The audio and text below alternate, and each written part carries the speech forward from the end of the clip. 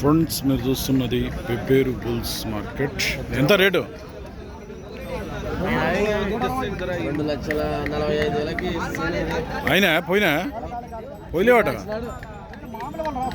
ఎంత రేటు? 360. ఎన్ని వన్లు ఉన్నాయి? 6 పళ్ళు అడుగుతుండ్రు. ఎవరన్నా ఎంత అడుగుతుండ్రు? 280కి అడిగినరు. ఇచ్చే రేట్ ఎంత ఉంది? 280కి అయితే ఇస్తావు.